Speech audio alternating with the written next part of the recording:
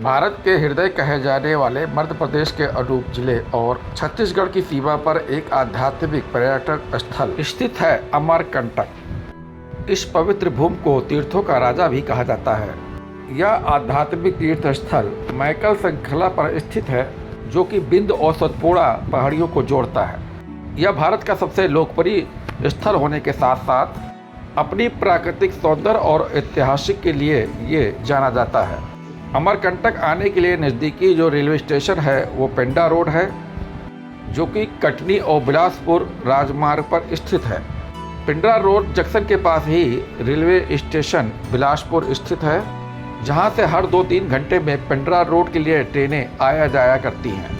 Pendra road से अमरकंटक के बीच की दूरी 35 किलोमीटर है। आप यहां से शेयरिंग टैक्सी करके 100 रुपये में आप अमरकंटक आ सकते हैं।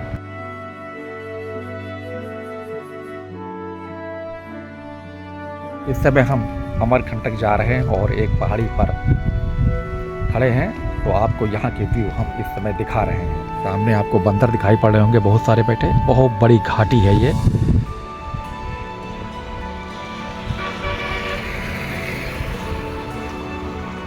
देखिए इधर कुछ लिखा भी है।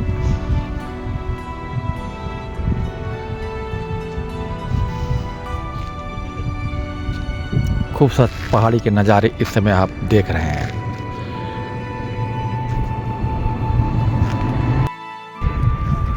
दोस्तों इस समय हम अमरकंटक के राम घाट पर उपस्थित हो और मैंने यहाँ स्नान कर लिया है।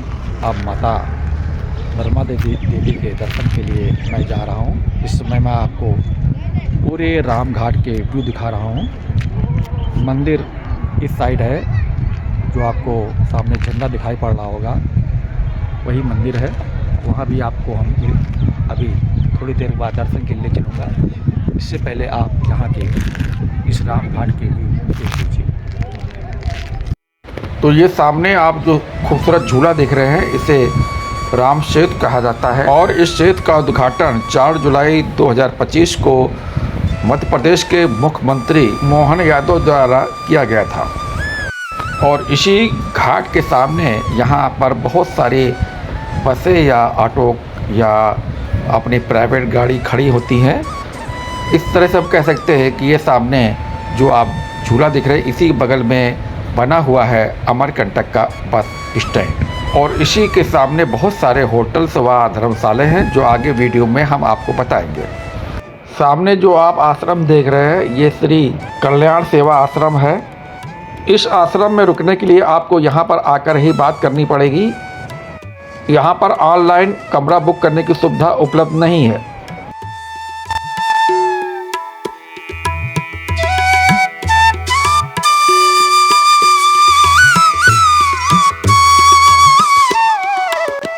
श्री कल्याण सेवा आश्रम वास्तुकला का एक अद्भुत उदाहरण है। यहाँ जो भवन के निर्माण किया गया है वो पौराणिक सभ्यताओं को दर्शाते हुए हैं। जैसा कि सामने आप देख रहे हैं, कितना अद्भुत और कितना सुंदर ये आश्रम है।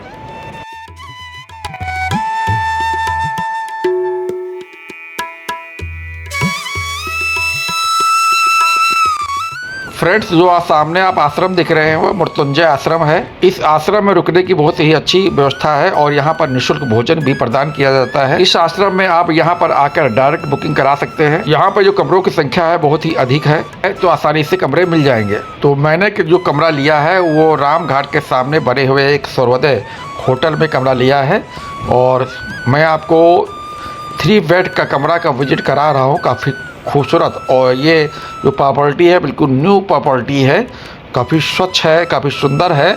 और यहाँ पर जो रूम के चार्जेज हैं, एसी के अलग हैं और नॉन एसी के अलग हैं। तो यहाँ जो रूम के चार्जेस होते हैं वो यहाँ पर भीड़ के अनुसार घटते और बढ़ते रहते हैं। और ये हमने कमरा जो लिया था वो 2000 रुपये का कमरा लिया था। और यहाँ पर भोजन की भी व्यवस्था है। पीछे इस होटल के कैंटीन बनी हुई है, तो यहाँ अपनी मनपसंद आप भोजन भी ग्रहण कर सकते हैं। और ये सामने काफ़ी रूम बने हैं, तो अगर आप चाहें तो इस होटल में आकर अपना रूम बुक करा सकते हैं। अगर आप अपनी स्वयं की गाड़ी से आते हैं तो इसमें गाड़ी की पार्किंग भी यहाँ पर आप कर सकते हैं। तो मैंने आगे पार्किंग जहाँ गाड़ी की है वो भी स्थान दिखा देता हूँ। काफ़ी सुंदर बाहर का प्रांगण है। ये सामने मेरी यहाँ कार खड़ी हुई है जहाँ पर मैंने यहाँ पर पार्किंग की है और ये पार्किंग निःशुल्क है। तो मैं इस सूर्योदय होटल का फ़ोन नंबर दे देता हूँ। अगर आप इस होटल में बुक कराना चाहते हैं तो होटल बुक करा सकते हैं। सामने जो आप देख रहे हैं वो राम घाट है। इस घाट के दोनों तरफ आप नहाने की अच्छी व्यवस्था है और महिलाओं के स्नान करने के बाद चेंजिंग रूम भी दोनों तरफ बने हुए हैं। तो फ्रेंड्स, आप यहाँ पर स्नान करके माता नर्मदा के दर्शन के लिए यहाँ पर जा सकते हैं। और इसी राम घाट के सामने जो तीर्थ बना है कोटी तीर्थ घाट है, जो महानर्मदा नदी के बिल्कुल बगल से है। तो यहाँ भी स्नान करके माँ नर्मदा के लिए दर्शन के लिए आप सीधे जा सकते हैं। दोस्तों, ये आप पौराणिक जो मंदिर देख रहे हैं पातालेश्वर महादेव मंदिर है। हर नर्मदा माता के दर्शन करने के बाद इस मंदिर का विजिट कराऊंगा।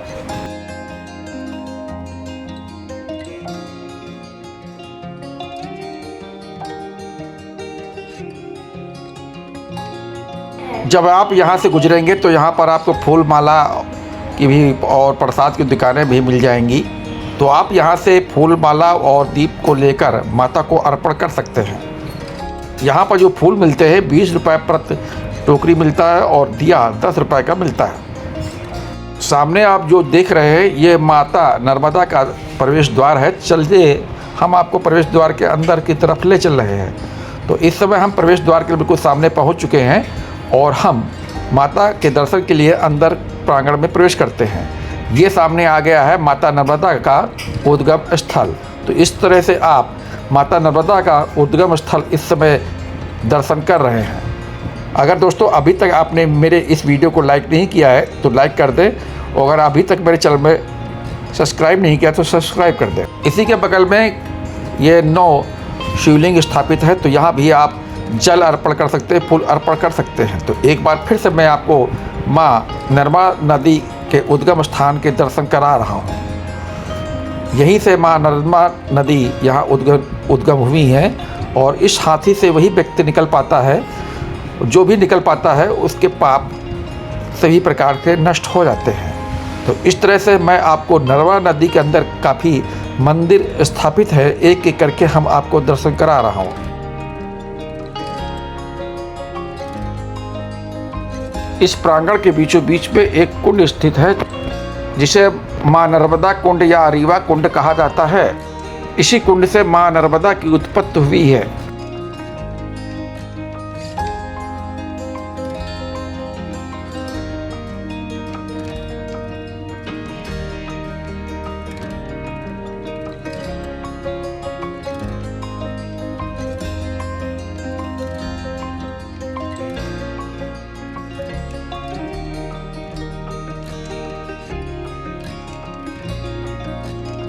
माँ नर्मदा उद्गम स्थल के सामने स्थित है माँ नर्मदा जी का मंदिर।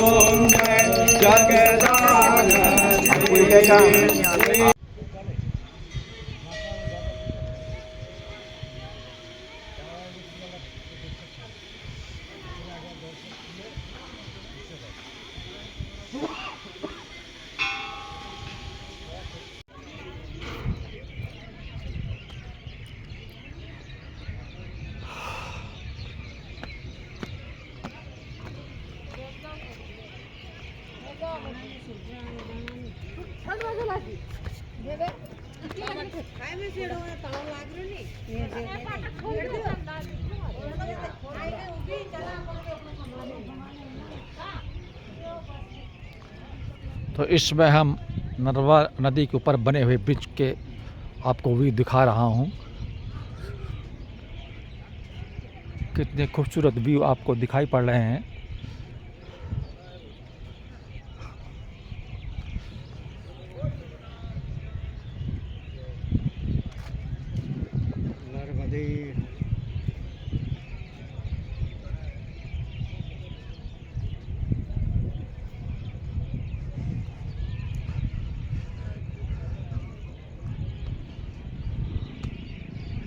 तो इस पुल पर आपको आने के लिए 10 रुपये चार्ज देना पड़ता है। सामने मैंने टिकट ले लिया है, तो सामने टिकट घर है।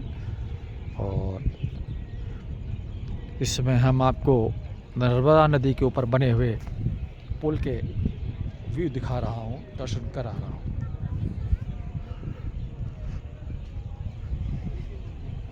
पातालेश्वर मंदिर में दर्शन करने के लिए आपको टिकट ऑनलाइन बुक करनी पड़ेगी, जिसका चार्ज 25 रुपये पर पर्सन है।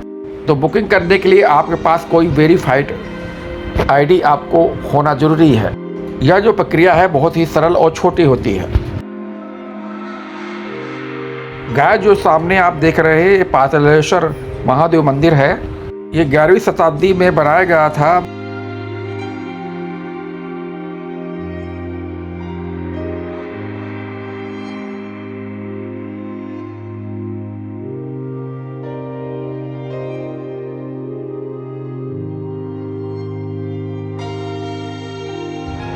यहाँ पर बहुत सारे मंदिर का निर्माण किया गया है। मंदिर के अंदर जैसे ही प्रवेश करेंगे तो पहले आपको दिखाई पड़ेगा पंचमंड मंदिर। इसके बाद आपको दिखाई पड़ेगा श्री भोलेनाथ जी का मंदिर। और ये सामने जो देख रहे हैं ज्वाला माता जी का मंदिर है। ये जो सामने दिख रहे हैं ये सूरज कुंड है। और इस कुंड के बिल्कुल बगल में पातालेश्वर महादेव जी का मंदिर है, जो सामने आप इसमें दर्शन कर रहे हैं। तो अब हम जा रहे हैं सोनमुंडा की तरफ। पेड़ लगाया कैसे? ये कौन खड़ा है?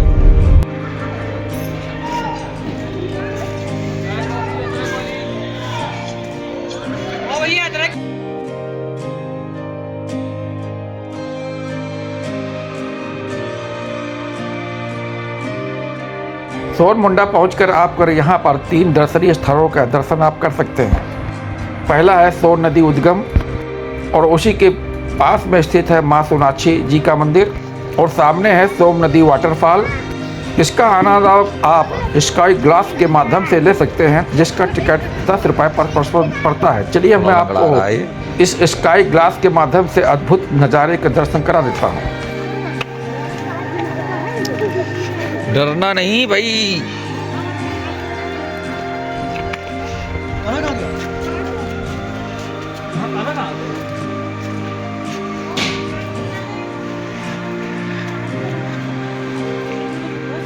हाँ, जूता उतार दो भाई।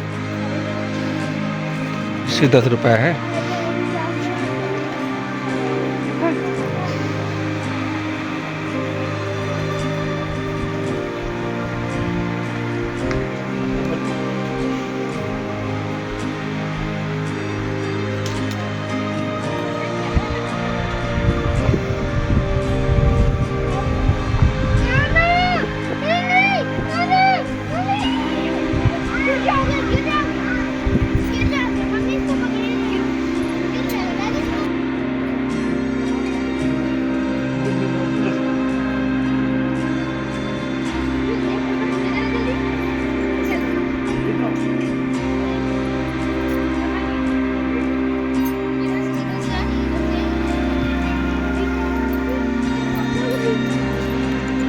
तो चलिए हम आपको सोनमोड़ा में स्थित सोन नदी के उद्गम स्थल को दिखाने ले चल रहा हूँ।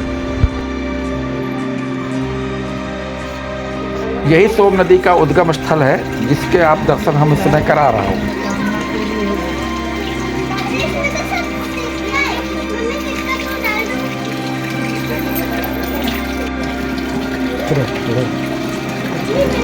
इसके बाद आपको सोनाक्षी शक्तिपीठ के दर्शन कराने के लिए ले चल रहा हूँ।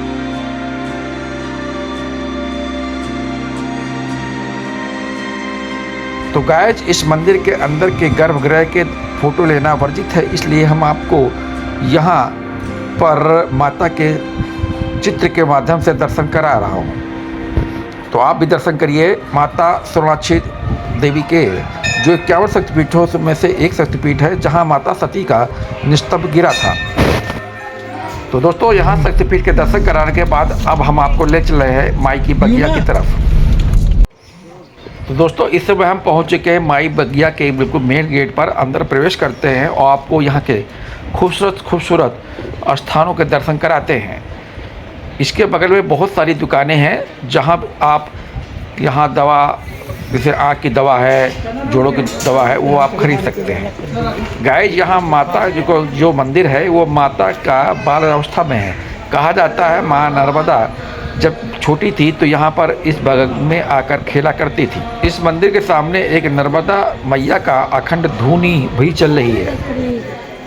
दोस्तों माँ के बगिया के दर्शन कराने के बाद अब आपको हम यंत्र मंदिर के दर्शन कराने के लिए ले चल रहे हैं। यह मंदिर अभी भी पूर्ण रूप से तैयार नहीं हुआ है। इस मंदिर का निर्माण 1991 से निरंतर किया जा रहा है। इस मंदिर का निर्माण वर्ष में केवल 3-4 दिन होता है। ज्योतिष कैलेंडर के अनुसार जिस दिन गुरु पुष्य नक्षत्र होता है सिर्फ उसी दिन इस मंदिर का निर्माण कार्य किया जाता है। गाइस यंत्र मंदिर के दर्शन कराने के बाद अब हम आपको ले चल रहे हैं कपिल धारा और दूध धारा की तरफ। तो गाइस यहाँ का दृश्य देखने लायक ही बनता है।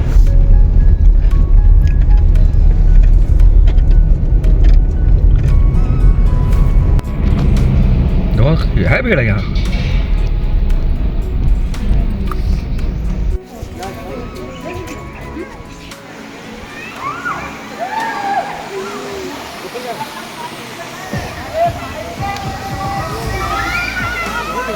गाइस जो आप सामने स्काई ग्लास से देख रहे हैं ये है कपिल धारा। आपको हम नीचे भी लेकर चलेंगे, उससे पहले हम आपको दूध धारा के दर्शन कराएंगे। खूबसूरत नज़ारा आप देख रहे हैं मेरे इस YouTube चैनल के इस वीडियो में। तो गाइस अगर आपने अभी तक मेरे इस वीडियो को लाइक नहीं किया है तो लाइक कर दीजिए। अगर आपने मेरे इस चैनल को अभी सब्सक्राइब नहीं किया है तो सब्सक्राइब कर दीजिए। अद्भुत नज़ारे इस समय आप देख रहे हैं इस घाटी के कपिल धारा से।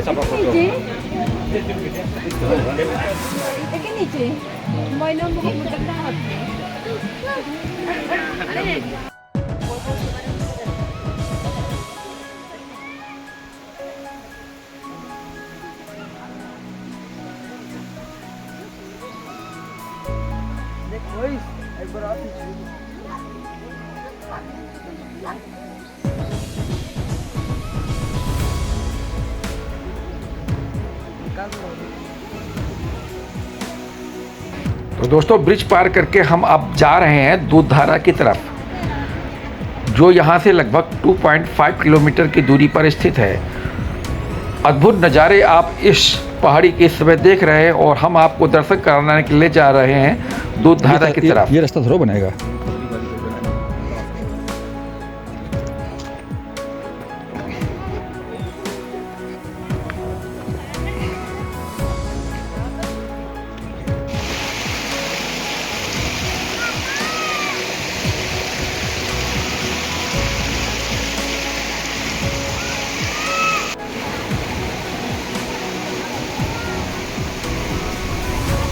तो गाइस दूध धारा वाटरफॉल पर पहुंच चुके हैं। बगल में आप देख रहे हैं कपिल मुनि की गुफा, और उसी गुफा में कपिल मुनि ने सिद्धि प्राप्त की थी।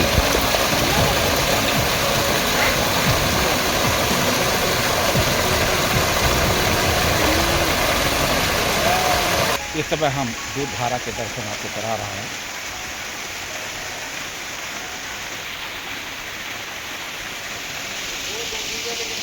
बगल में दुर्वासा गुफा है।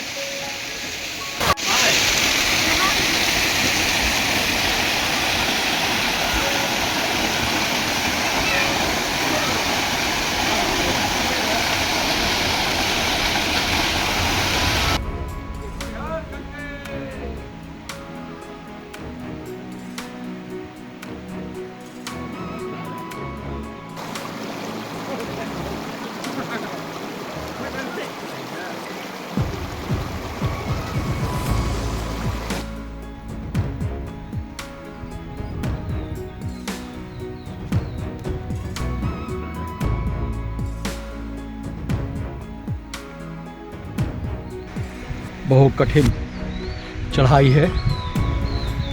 तो दोस्तों दूध धारा के दर्शन कराने के बाद अब हम आपको कपिल धारा के दर्शन कराने के लिए चल रहा हूँ। देख रहे हैं मेरा कैमरा इधर उधर हो रहा है क्योंकि नीचे काफ़ी बड़े बड़े पत्थर हैं, उन्हीं पर से हम यहाँ जा रहे हैं और बिल्कुल पास ही पहुँचने वाले हैं हम इस समय कपिल धारा के नीचे की तरफ।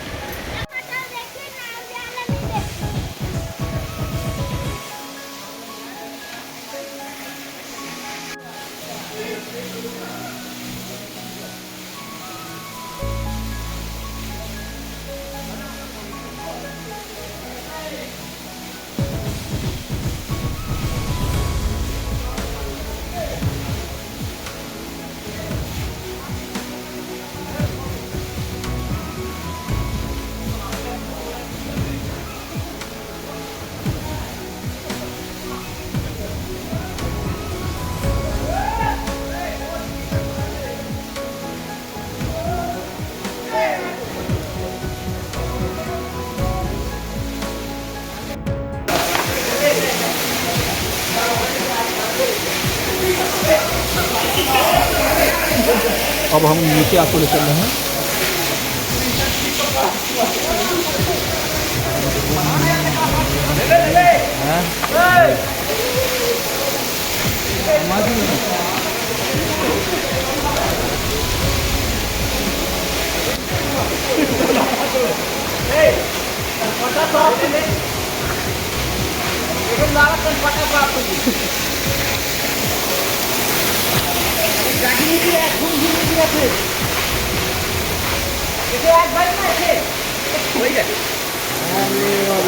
चलिए बाहर निकलते हैं। कोई